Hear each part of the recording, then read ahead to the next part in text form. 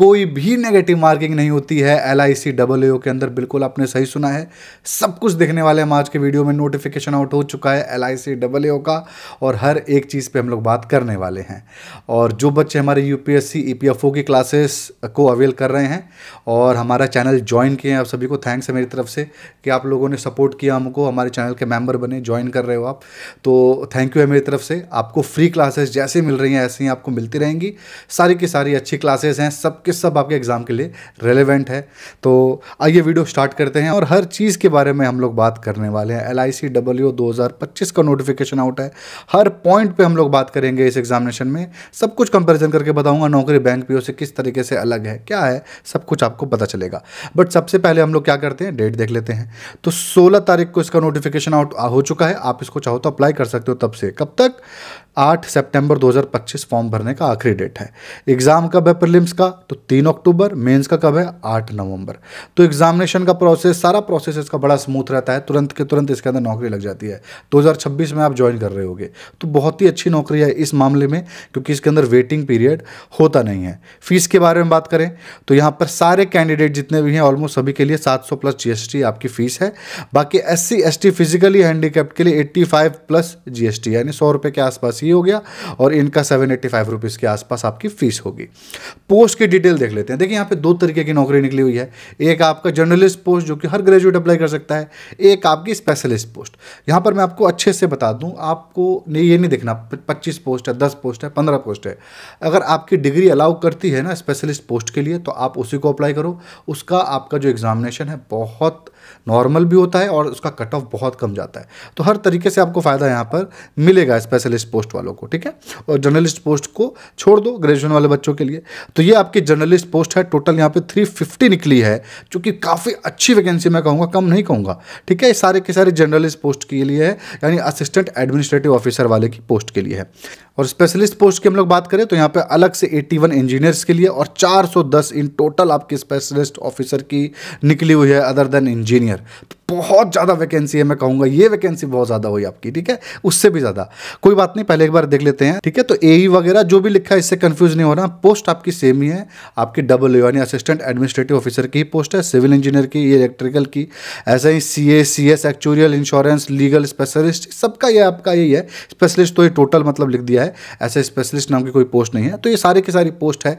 आपको पिछले साल से मैं कंपेरिजन करके दिखा दूँ तो ये आपको पिछले साल की वैकेंसी है। 300 निकली थी जर्नलिस्ट के लिए, इस बार 350 निकली हुई है 2025 में। आप देख सकते हो पहले इतनी वैकेंसी नहीं निकल रही थी, तो 2020 के बाद से देखा जाए तो सबसे ज़्यादा वैकेंसी निकली हुई है। हाँ, उससे पहले और भी वैकेंसी निकला करती थी, ठीक है।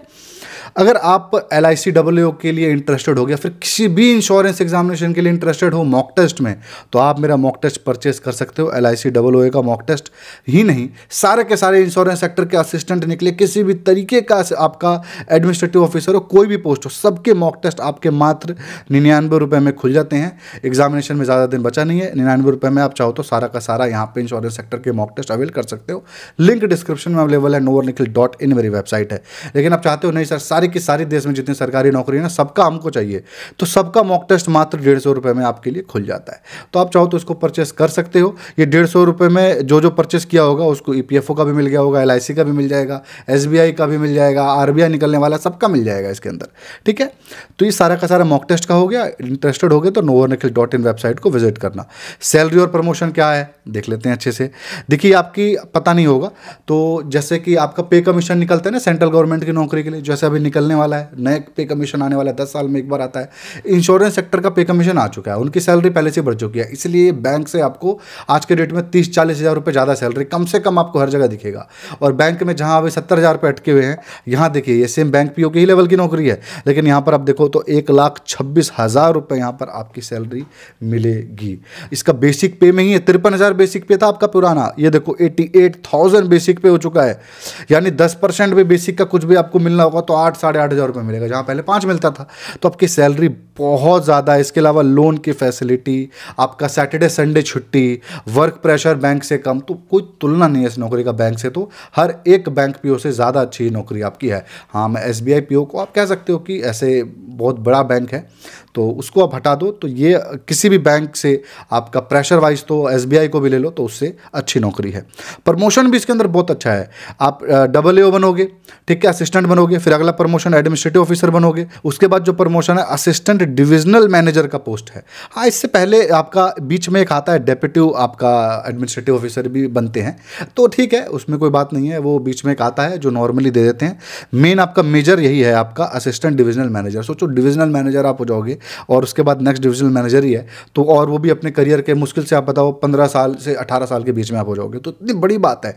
कितने ऊपर तक जाने के चांसेस, जोनल मैनेजर तक आप आराम से जा सकते हो। तो इस तरीके से ये नौकरी का जो हायरार्की है बहुत अच्छा है। बैंक पीओ के जैसे ही आपका सक्सेस मिल सकता है इसके अंदर, और सैलरी तो आप देख ही रहे हो कितनी ज़्यादा है, और सारी फैसिलिटीज़ भी इसके अंदर मिल रही है। तो सैलरी और प्रमोशन की ये बात रही। एलिजिबिलिटी क्राइटेरिया क्या लग रहा होगा? एलिजिबिलिटी क्राइटेरिया बहुत हार्ड होगा सर, कुछ भी नहीं है यार। 21 से लेकर के 30 साल तक के बच्चे इस फॉर्म को अप्लाई कर सकते हैं। साथ में SC ST OBC से हो तो रिलैक्सेशन आपको मिल रहा है, और AAO जनरलिस्ट के पोस्ट के लिए कोई भी ग्रेजुएट अप्लाई कर सकता है, कोई फर्क नहीं पड़ता। BSc BA BTech BCom CA MBBS आपने कुछ भी किया है, आप इस पोस्ट के लिए अप्लाई कर सकते हो। परसेंटेज 33 हो 93 हो कोई फर्क नहीं पड़ता, कोई भी स्ट्रीम हो, हिंदी इंग्लिश, आप इस फॉर्म को अप्लाई कर सकते हो, ठीक है। जर्नलिस्ट वाली पोस्ट के लिए, ये स्पेशलिस्ट वाली पोस्ट का देखिए टाइम वेस्ट हो जाता है ज़्यादा बताता हूँ तो, इसीलिए फटाक से जो बताता हूँ वो सुनो, रीड नहीं करने वाला हूँ। अच्छा हाँ, फाइनल ईयर के बच्चे नहीं अप्लाई कर सकते, सारी डिग्री आपकी 1 अगस्त तक की होनी चाहिए, ठीक है। अब यहाँ पे बताते चलता हूँ, AE civil, BTech BE civil engineering वाले अप्लाई कर सकते हैं। AE electrical, BTech BE electrical वाले अप्लाई कर सकते हैं। चार्टर्ड अकाउंटेंट, कोई भी अगर चार्टर्ड अकाउंटेंट है अप्लाई कर सकता है, साथ में ग्रेजुएशन की डिग्री चाहिए। AAO कंपनी सेक्रेटरीट, कोई भी CS अप्लाई कर सकता है, साथ में ग्रेजुएशन भी उसका कंप्लीट होना चाहिए। AAO एक्चुरियल, कोई भी एक्चुरियल साइंस का 6 पेपर निकाल चुका है अप्लाई कर सकता है, साथ में ग्रेजुएशन चाहिए। AAO इंश्योरेंस स्पेशलिस्ट, ये वो पोस्ट है, अगर आप इसका एलिजिबिलिटी पार कर पा रहे होगे ना भाई, सब भूल जाना, सिर्फ और सिर्फ इसी में आंख बंद करके अप्लाई करना। इसमें 21 से 30 साल, अच्छा ऊपर जो एलिजिबिलिटी है CA वाले में 32 साल तक बच्चे अप्लाई कर सकते हैं, ठीक है। तो ठीक है, तो यहाँ पर इंश्योरेंस वाले में क्या है कि ग्रेजुएशन की डिग्री चाहिए, डिग्री में कोई नॉर्मल डिग्री चाहिए, लेकिन एक्सपीरियंस जिसका है 5 साल इंश्योरेंस सेक्टर में। अगर आपका भाई इंश्योरेंस सेक्टर में एक्सपीरियंस है तो इस पोस्ट के लिए अप्लाई करिएगा। कट ऑफ का तो आप पूछो ही मत, 70% ऑफ मिलेगा आपको इसके कट ऑफ के अंदर। तो आपका रेड टेप वाला जो रहता है ना 70% ऑफ परमानेंट, यहाँ पर वही है आपका कट ऑफ के अंदर मिलेगा। AAO लीगल के अंदर कोई भी लॉ की डिग्री चाहिए 50% मार्क्स के साथ, SC ST हो तो 45%, ठीक है। तो बहुत सिंपल तरीके से हमने समझ लिया एलिजिबिलिटी क्राइटेरिया। आप डिसाइड करिए आपको कौन से पोस्ट के लिए अप्लाई करना है, ठीक है। कुछ आपका डाउट है इसके अंदर रहता है, पहला वाला तो क्लियर कर दिया, फाइनल ये भी क्लियर कर दिया कि फाइनल ईयर के बच्चे नहीं अप्लाई कर सकते हैं, ठीक है। आपका ये भी एक डाउट आ रहा होगा कि आप इन दोनों को अप्लाई कर सकते हो सर, SO का भी कर देते हैं, एक स्पेशलिस्ट का और एक जर्नलिस्ट का, तो आप ऐसा बिल्कुल नहीं कर सकते। प्लीज़ चैनल सब्सक्राइब कर ले, आपने सब्सक्राइब तो अब तक कर ही लिया होगा, नहीं किया होगा तो कोई बात नहीं, अब सब्सक्राइब कर लीजिए। हमारे चैनल पे EPFO के कंटेंट डल रहे हैं लगातार। आपका लेबर लॉ का वीडियो डल चुका है, 2 क्लास डल चुकी है, सोशल सिक्योरिटी की 3 डल चुकी है, आपकी 5 अकाउंट्स की क्लास डल चुकी है। अभी बच्चे ये भी पूछ रहे थे कि सर आप क्लास क्यों नहीं ले रहे, तो मैं कंप्यूटर की क्लास अभी लेने वाला हूँ। कंप्यूटर की क्लास आपको मिलेगी अभी, क्योंकि बहुत ज़्यादा एक एरिया कंप्यूटर अब कवर कर रहा है, तो उसकी भी हम लोग क्लास चलाने वाले हैं। साथ में लेबर लॉ के जब लॉ के पार्ट आएगा तब मैं आपको आऊँगा पढ़ाने के लिए, आप टेंशन मत लो। और मुझे पता है कि आप लोगों को CA पूजा मिश्रा का पढ़ाई बहुत अच्छा लग रहा है, मुझे पता है, कमेंट सेक्शन में भी देख रहा होता हूँ 100 कमेंट तो ही रहते हैं कि कितना अच्छा पढ़ाई हुआ है। और वो जो पढ़ाई है ना, जो हमारी क्लासेस चल रही हैं, वो ऐसे मंदगणन कुछ भी नहीं हो रहा है। आप लेबर लॉ उठाओगे ना, 150 पेज की है एक PDF, जाओ वेबसाइट से डाउनलोड करो, सरकार की सबके पास है, उसी में से पेपर आना है, हम भी उसी में से नोट्स बना रहे हैं ऐसे, लेकिन 10 वो वेबसाइट है और 10 अलग अलग जगहों पे है, और सबके 100 पेज है, 1000 पेज, पढ़ लो, जाओ बन जाओ। ऐसा नहीं होता ना, हम उसी को निकालते हैं, कम में करते हैं, 10 पेज 15 पेज 20 पेज में करके आपको देते हैं। उसमें मेहनत भी लगता है, साथ में आपको कहानियाँ नहीं सुनाते। सबका देखो अपना स्टाइल होता है, मैं कहानी सुनाने वाला स्टाइल से पढ़ाता हूँ, लेकिन मैडम जो पढ़ाती हैं वो इस तरीके से पढ़ाती है कि कहानी ना सुनाएं, और एग्जैक्टली उनको जो एग्जाम में आएगा बस इतना है। आपको कॉन्सेप्ट नहीं भी समझ में आया कोई फर्क नहीं पड़ता, आपका इतना एग्जामिनेशन के लिए ज़रूरी है, इतना ही जानना है, ठीक है। सब टीचर का अपना अपना स्टाइल होता है। ठीक है, उनका स्टाइल से आप पास हो सकते हो एग्जामिनेशन। ऐसा बच्चा जिसको नहीं भी समझ में आ रहा वो पास भी हो जाएगा, क्योंकि एग्जामिनेशन में उन्हीं का पढ़ाया हुआ एग्जामिनेशन में आएगा आपका सवाल। ठीक है, सवाल तो आप देख ही रहे हो, आपका 2023 में भी उन्होंने नोट्स बनाया था, आपके 7 से 8 क्वेश्चन लड़े थे, तो इस बार भी लड़ेंगे। एग्जामिनेशन पैटर्न देख लेते हैं AAO का। तो प्रीलिम्स है, मेंस है, इंटरव्यू है और उसके बाद आपका मेडिकल है।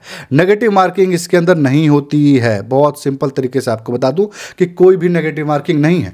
देखिए, इसकी नोटिफिकेशन में कभी लिखा नहीं होता है कि नेगेटिव मार्किंग है नहीं है।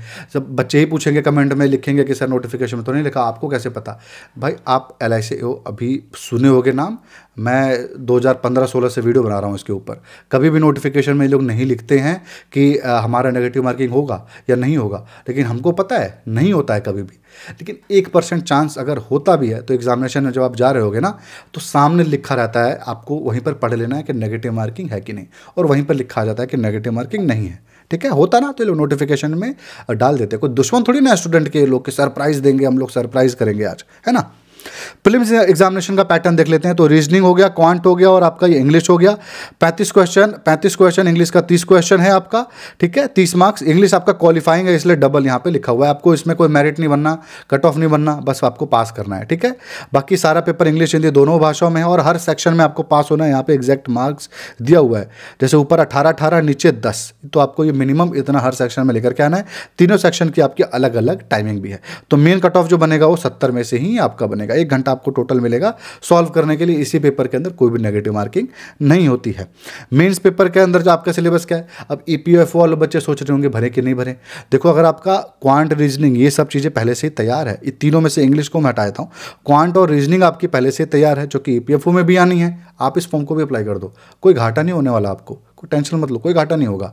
साथ में अगर आपके तीनों तो वैसे EPFO में भी आ रहा है, इसको पढ़ लोगे, रिवीजन हो जाएगा, क्या घाटा है। 30-40 नंबर आपके उसमें भी तो आ रहे हैं, तो इसके अंदर भी आप चाहो तो भर सकते हो। ऐसा बात नहीं है कि आपको नहीं भरना है, तो डेफिनेटली आप इसको भी भर सकते हो। इसके अलावा गलती से पास हो गए मेंस में, तो चौथा पेपर जो है इंश्योरेंस फाइनेंशियल मार्केट वाला, ये आप उसके अंदर भी लगभग पढ़ रहे हो, उससे मिलता जुलता है, बस थोड़ा सा ही पार्ट जो आपका बैंकिंग अवेयरनेस का अलग है। ठीक है, तो यहाँ देख लेते हैं एक बार पैटर्न क्या है। रीजनिंग के अंदर 30 क्वेश्चन, 90 मार्क्स और आपका हर सेक्शन का यहाँ पे कट ऑफ अच्छे से लिखा हुआ है, 40 मिनट आपको मिलेगा टोटल। जनरल अवेयरनेस में आपके 30 क्वेश्चन, 60 मार्क्स, 20 मिनट मिलेगा। आपका डाटा एनालिसिस के अंदर क्वांट का ही सेक्शन समझिए, 30 क्वेश्चन, 90 मार्क्स, 40 मिनट्स। इंश्योरेंस वालों के जो पेपर अलग से है, 30 question, 60 marks, 20 minute. 120 question, 300 marks, solve करने के लिए 2 घंटा मिलेगा आपको। और ये आपका सब्जेक्टिव है, 2 क्वेश्चन, 25 मार्क्स का आपका होगा। ये भी आपका क्वालिफाइंग है। ठीक है, 5वां जो है ना, ये आधे घंटे का आपका होगा। इसके अंदर भी सेक्शनल कट ऑफ जो आपका लिखा हुआ है वो लिखा ही हुआ है। तो ये बस क्वालिफाई करना है, इसका कोई मेरिट लिस्ट में आपका नंबर नहीं जुड़ता है। जुड़ता किसका है? इंटरव्यू का। ये आपका इंटरव्यू है, 60 मार्क्स का आपका इंटरव्यू होने वाला है। 30 मार्क्स मिनिमम आपको लेकर के आना है, वरना आपका कितना भी नंबर आया वो आपको फेल कर दिया जाएगा। ठीक है, यही मैंने यहाँ पर अच्छे से चीज़ें और लिख दी हैं, ताकि अगर नहीं समझ में आए नोटिफिकेशन में तो यहाँ पर आपको चीज़ें समझ में आ जाए। किताब के बारे में, ये पिछले साल की किताबें हैं, अगर आपके पास ये किताबें हैं यहाँ पर भी काम आ जाएगी। कोई एक किताब आप मत लो, ठीक है, या फिर आप इंश्योरेंस का कोई एक किताब ले लो, या अगर इसको ले रहे हो या फिर नया वाला ले लेना, मैं नया वाला डाल दूंगा। ये पुराना वाला मैंने इसलिए डाला क्योंकि बच्चों को लास्ट ईयर रिकमेंड किया था, पढ़ा होगा, उसी से पढ़ाई हो जाएगी। ये दोनों, ठीक है, ये फाइनेंशियल अवेयरनेस वाली किताब भी पढ़ा होगा, उससे भी आपका काम चल जाएगा। ठीक है, इसके अलावा अगर आपके पास बैंक पीओ वाली पढ़ी है कोई भी किताब, उससे भी आपका काम चल सकता है। इसके अलावा सिंगल किताब के लिए देख लो, रीजनिंग के लिए दोनों बहुत अच्छा है। ये भी है एस चांद का, ये वर्बल नॉन वर्बल, ये बेस्ट है आपका, ये तो प्रैक्टिस करने के लिए। ठीक है, मैथ के लिए ये तब लेना जब आपका बस असिस्टेंट ऐसे ही दे रहे हो, मेन EPFO आपका है, तब देना इस वाले किताब को लेना, वरना आपका तो पता ही है आपको। क्वांटम कैट अच्छी किताब है और ऑब्जेक्टिव अर्थमेटिक भी है। कंप्यूटर के लिए ये किताब ठीक है। इंग्लिश के लिए दोनों में से जो सस्ती हो ले लेना, बहुत अच्छी किताब है दोनों। फाइनेंशियल अवेयरनेस के लिए है, और बाकी इसके अंदर बैंकिंग क्रॉनिकल्स मैगजीन पढ़ना पड़ता है। सिलेबस आपके सामने है, जैसा LICAO का होता है सेम वैसा ही है। कट ऑफ आपके सामने है, कट ऑफ भी आप देख सकते हो। ये आपका हर सेक्शन वाइज कट ऑफ है, और आपका ओवरऑल कट ऑफ ये रहा। आउट ऑफ 70 जो आपका कट ऑफ है वो है 52 कट ऑफ, आपको यहाँ पे दिख रहा होगा। तो यही कट ऑफ है, यही सब कुछ है। आपने देख लिया 2019 का कट ऑफ, सारे कट ऑफ मैंने डाल लिए हैं, और PDF आपको मेरे टेलीग्राम पे मिल जाएगा, मुझे फॉलो कर लेना है। सारे के सारे मैंने डाउट्स आपके क्लियर कर दिए हैं। पोस्टिंग इसके अंदर ऑल ओवर इंडिया होती है। ठीक है, चैनल तो आपने सब्सक्राइब कर दिया होगा, नहीं कर दिया तो भाई बहुत कुछ आप मिस कर रहे हो। प्लीज़ चैनल सब्सक्राइब कर लो, बहुत फ़ायदा आपको मिलने वाला है इस वीडियो में। टेलीग्राम पे भी आप फॉलो कर लो, वहाँ पे भी चीज़ें बहुत मिलती रहती हैं। ठीक है, तो बस यही था आज के वीडियो में। आई होप आपको फ़ायदा मिला होगा। कमेंट करके बताइएगा फ़ायदा मिला होगा तो, वीडियो को लाइक भी करिएगा। And thanks for watching.